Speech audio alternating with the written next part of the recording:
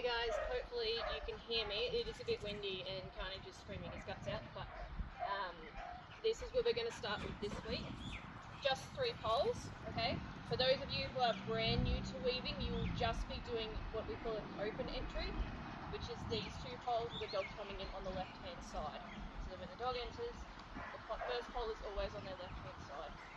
For those of you who are already weaving, you can go to closed entries as well. I'll show you them later in the video, but to begin with, we will just be doing open entries. When we start our 3-pole entries, what we're looking for is actually for the dog to learn how to collect. So we will always reward back this way, where the lead is. We do not want to reward towards where Shuri is standing.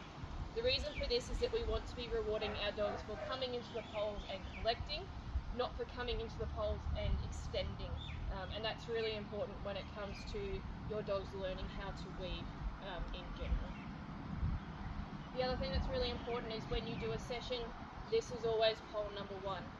Do not get halfway through a session and make this pole number 1. It always remains in the same spot.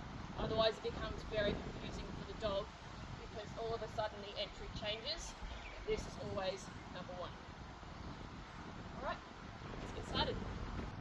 Alright, I'm starting with Vision because he is a baby. He has actually done a little bit of this through shaping, but he hasn't done a lot of weave pole work in general, just because he's too young.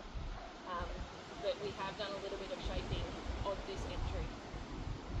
So I always make sure my hand is loaded with food, and I want the dog to never make a mistake. So what I'm going to do is I'm going to place him in a position where he should definitely get it.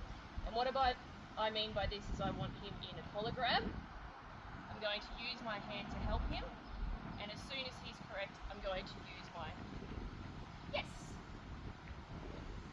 and just reward from the hand. This is just to get the dog understanding what we want them to do. Yes.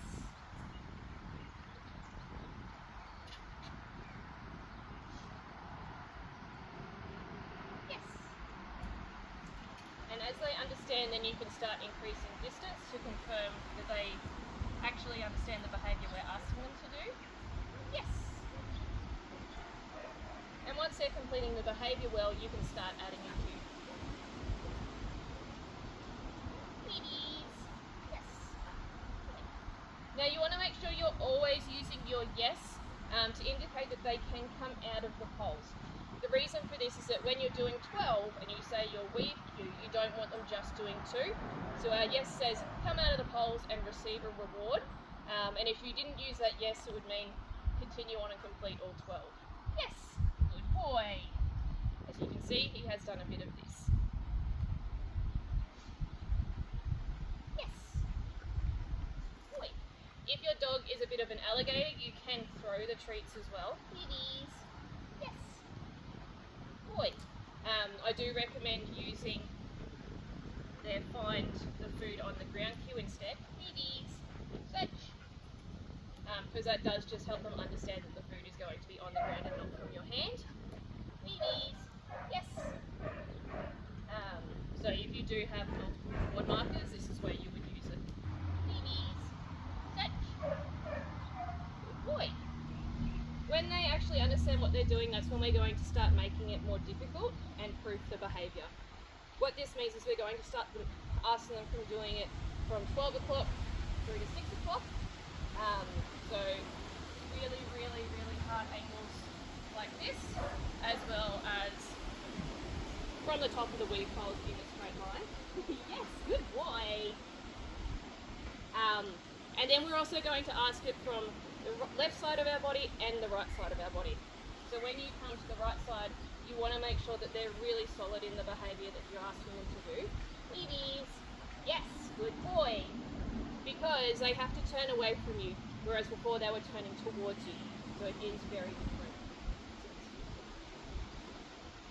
Kitties. Yes. Good boy. So I usually do maybe 10 treats per session for a dog, especially for a young dog or the first time they're learning. As the dogs get older and more understanding, you can do a few more reps, but but it isn't really required in this because you want to make sure they're all correct. And if they get 10 in a row correct, I think you're going pretty well. Alright, for those of you with dogs who already know this process pretty well or have gotten through it pretty quickly because they're already weaving, we're going to start adding movement. So not only are we going to add the dog's movement, we are also going to add our movement. So starting on the open entries, we're just going to, first of all, I'm just going to remind her because she actually hasn't done any of this since before Christmas. Weavies! Yes! Good gal. Weavies! Good gal. Obviously she knows that I wanted to take a cone. So you have two options of which way the dog wraps the cone. Obviously if they're going to my right, turning left, the angle into the weave poles is a little bit harder. Weavies! Yes! Compared to, she's wrapping right, weavies! Yes! Then the entry is a lot easier for her. So again, you want to do this from really odd angles. Weavies! Yes! And this just confirms that they understand the behaviour. Weavies! Yes! Yeah! And then we want to start adding in our movement. Right. Weavies! Touch! Good girl! And that just proves that no matter what we're doing, they're going to understand how to find that entry. So then for those of you who are ready to move on to closed entries, we want to just teach our dog that this is the entry point no matter what. So we're just going to start with shaping them wrapping this top pole.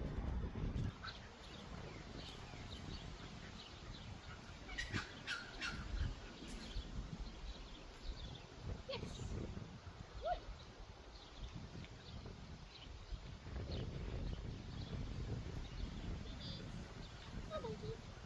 You can see, he's definitely a baby. So I'll help him a bit.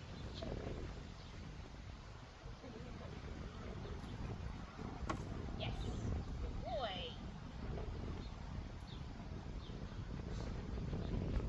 Yes. Good boy.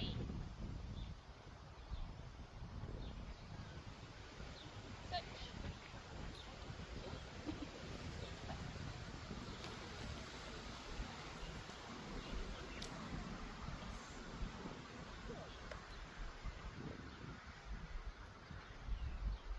Yes. Good boy.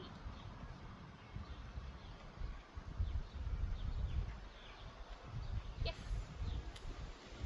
Good. Then you want to do is actually teach them to enter from here but keep going. So for this you have to add a little bit of a self-control element to the game. So we want to put in a reward plate, treat and train, or it could be their toy.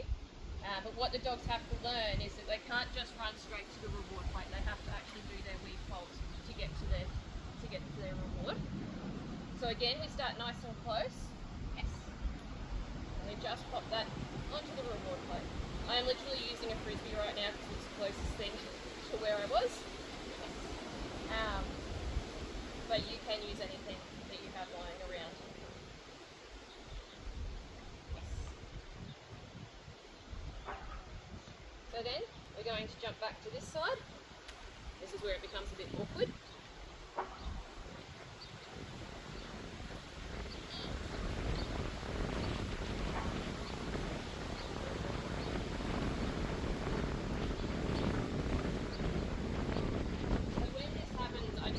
Jump back to this side straight. Just to remind me that he's going to play.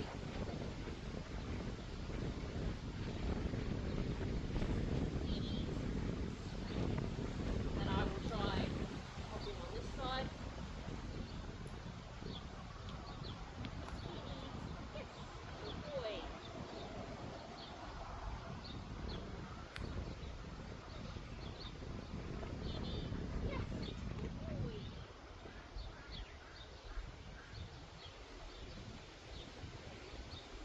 And I'll slowly make my way around until it's a little bit harder.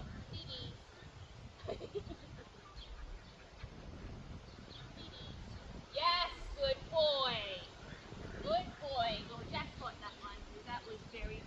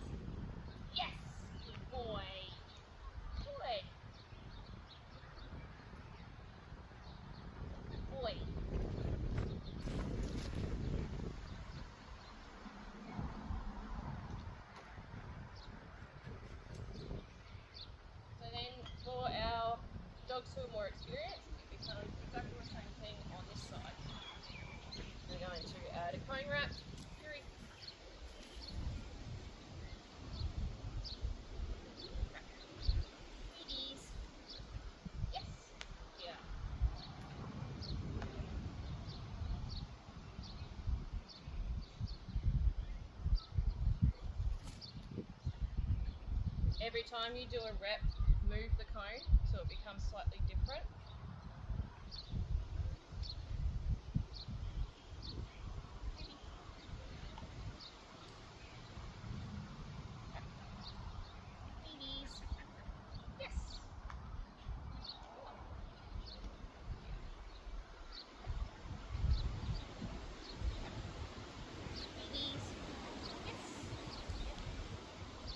Obviously, as you're coming down this way, it makes it harder.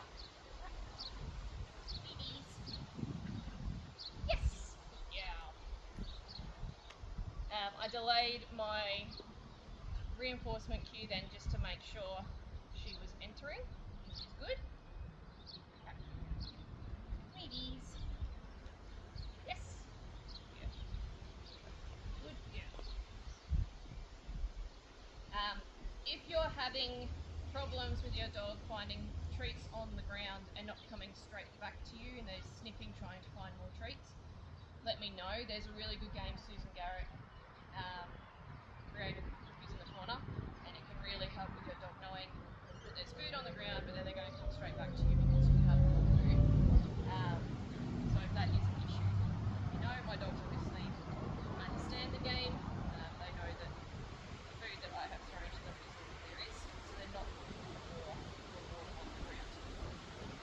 So again, if you need to, you just keep making it harder. Coming from this end teaches your dog to search for the first pole, so this is quite a master's level entry, but it is still really important to do it at this stage because it makes sure the dog actually understands what you're asking them to do.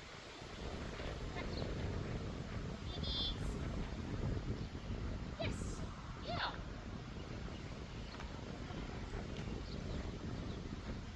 Have fun.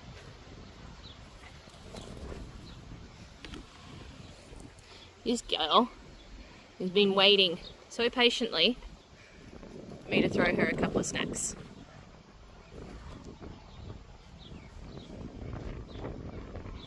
Always part of the training.